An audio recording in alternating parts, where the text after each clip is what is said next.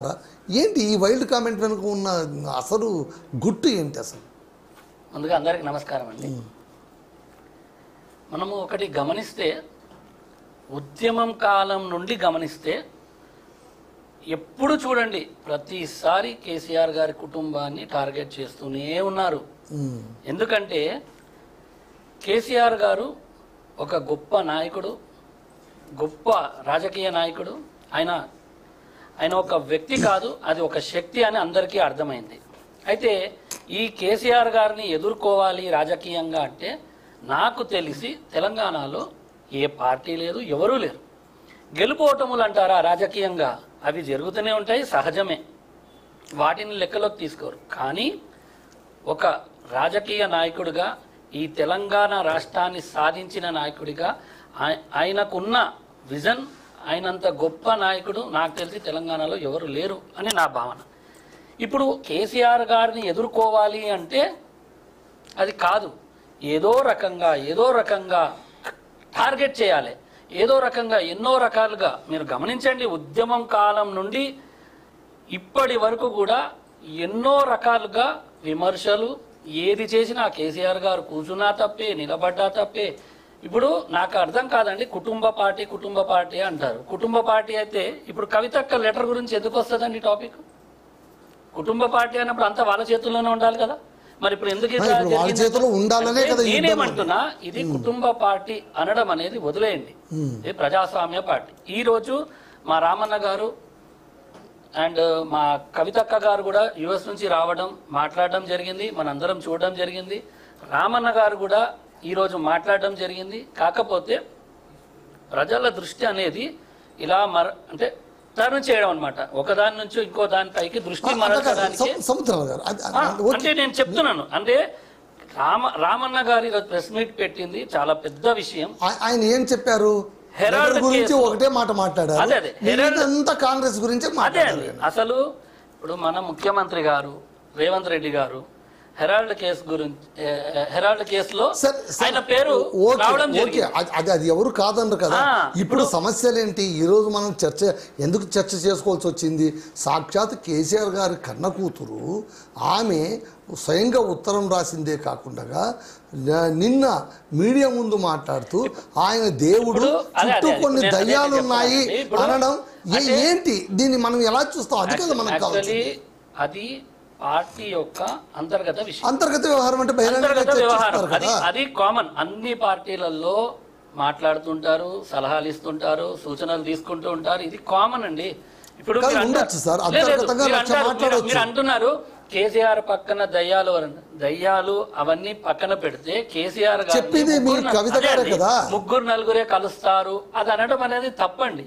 కేసీఆర్ గారిని మీరు చూడండి, నాలాంటి సామాన్య కార్యకర్తలు కూడా వెళ్ళి కలిసే అవకాశాలు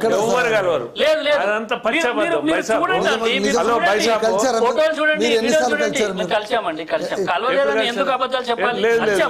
ఒకటి గమనించండి, ముగ్గురు నలుగురే ఉంటారు అని, ఇంకా అంటే ఏదో రకంగా పార్టీని విచ్ఛిన్నం చేయాలనే ప్రయత్నాలు జరుగుతున్నాయి.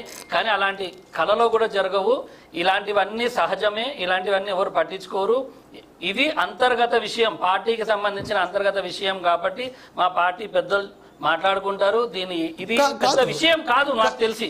ఈరోజు మా రామన్న గారు కూడా అదే చెప్పారు. ఇప్పుడు మీరు అంటారు, మీరు నమ్మండి, మీరు కలిశారా మాట్లాడారా అని అంటున్నారు. పార్టీ ఎప్పుడైతే మొన్న ఎన్నికల్లో ఓడిపోవడం జరిగిందో ప్రతి నియోజకవర్గం నుంచి ముఖ్యమైన కార్యకర్తలను పిలిచి ఫేస్ టు ఫేస్ డైరెక్ట్ గా కూర్చొని మాట్లాడడం జరిగింది. మీరు ఒకటి గమనించండి, ఎన్నికల్లో గెలిచిన తర్వాత ఒక ప్రభుత్వం ఏర్పాటు చేసిన తర్వాత, లేదా నేను చెప్పేది క్లారిటీగా, ప్రభుత్వం అనేది ఏర్పాటు చేసిన తర్వాత, ప్రభుత్వం ఏర్పాటు చేయకముందు ఏర్పాటు చేసిన తర్వాత నాయకులు బిజీ అవుతారు. ఎందుకంటే ప్రజలకు ఇచ్చిన మాట నిలబెట్టుకోవాలనే విషయంలో బిజీ అయ్యి కలవలేకపోతారు. కానీ ఇప్పుడు మీరు చూడండి, ప్రతి ఒక్క చిన్న కార్యకర్తను కూడా కలుస్తున్నారు. ఎందుకంటే సమయం ఉంది. అప్పుడు సమయం లేదు, అప్పుడు ప్రజలకి సేవ చేసే అవకాశం తక్కువ సమయము, ఎక్కువ పనులు ఉంటాయి. ఇప్పుడు తక్కువ పనులు మన ఏమంటే సమయం ఎక్కువ ఉంటుంది కాబట్టి ప్రజలని అండ్ కార్యకర్తలను కలిసే అవకాశం ఉంటుంది. ఓకే కానీ అలా అని మీరు కేసీఆర్ గారిని చుట్టూ నలుగురే ఉంటారు, ముగ్గురే ఉంటారు, అది తప్పు అని నా ఉద్దేశం. కాదు శ్రీకాంత్ గారు, అది ఎవరో మేము ఇంకోరో రాజకీయ పార్టీలు అనడం కాదు, సాక్షాత్తు ఆయన కుమార్తె అనడం వల్ల కదా ఈ అదే నేను చెప్తున్నా. దానికి సమాధానం చెప్పాల్సింది. పార్టీని ఏదో రకంగా విచ్ఛిన్నం ఎవరు చేయాలి, విడదీయాలి, అదే వాళ్ళనే దయ్యాలు అంటుంది. ఎవరైతే పార్టీని విడదీయాలని దాన్ని విచ్ఛిన్నం చేయాలని ఎవరైతే మా అక్కగారు చూశారు బయట పెడుతున్నారో వాళ్ళని అంటుంది. ఎవరైతే పార్టీకి దగ్గరగా ఉండి పార్టీకి కోవట్టుగా ఎవరైతే వేరే వాళ్ళకి పనిచేస్తున్నారో వాళ్ళని అంటుంది. పార్టీకి చెడు చేసే వాళ్ళని ప్రతి పార్టీలో ఉంటారండి. ఈ ప్రశ్న కేటీఆర్ గారిని కూడా పొద్దున అంటే మా రామన్నని కూడా అడిగితే ప్రతి పార్టీలో ఉంటారని కోవట్లు అని అన్నారు.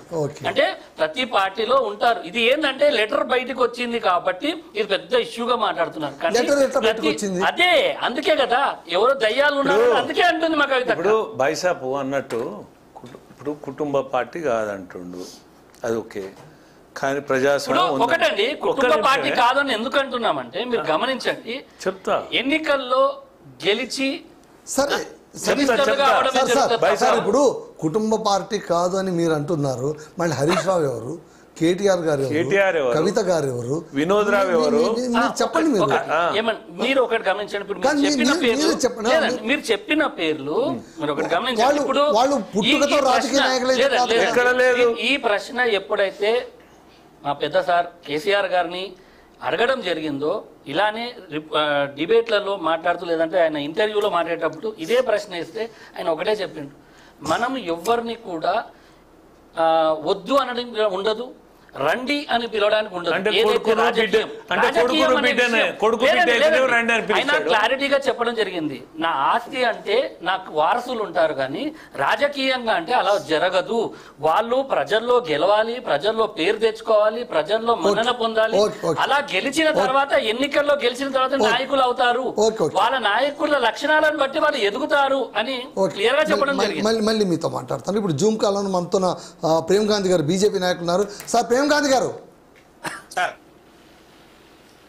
సార్ ప్రేమ్ గాంధీ గారు సార్ చెప్పండి సార్. సార్ నమస్తే. నమస్కారం సార్. ఏమిటి సార్ ఈ కవిత గారి లేఖ కలకలం? బీజేపీ రఘునందన్ రావు గారు, ఎంపీ రఘునందన్ రావు గారు తెలంగాణలోన మరో షర్మిలగా కవిత మారబోతోంది అంటూ వ్యాఖ్యలు కూడా చేశారు. ఏంటి ఈ వ్యవహారాన్ని మీరు ఎలా చూస్తున్నారు? అంటే మనము ఒక విషయాన్ని చాలా విడమర్చి చూడాల్సినటువంటి అవసరం ఉంది. ఏది ఏమైనా ఇలా రాష్ట్ర రాజకీయాల్లో కొన్ని ప్రాంతీయ పార్టీలు ఉన్నటువంటి విశ్లేషణ కానీ జాతీయ పార్టీలు సంబంధించినటువంటి అంశాలు చూసుకోకపోతే ఇలా కవిత గారు రాసినటువంటి లెటర్ బహిర్గతం అయ్యింది అని అంటే ఒక్కటైతే గమనించాల్సినటువంటి అవసరం ఉంది. ఇలా వాట్సాప్ ఉంది, సెల్ ఫోన్ ఉంది, ఇలా వార్తలు లెటర్లు రాసుకునేటువంటి పరిస్థితులు ప్రస్తుతం సమాజంలో అయితే లేవు. మళ్ళీ ఆమె ఎందుకు లెటర్ రాసిందో ఆమెకే తెలవాలి. ముఖ్యమంత్రితో కలవనికే వీలు లేనటువంటి పరిస్థితి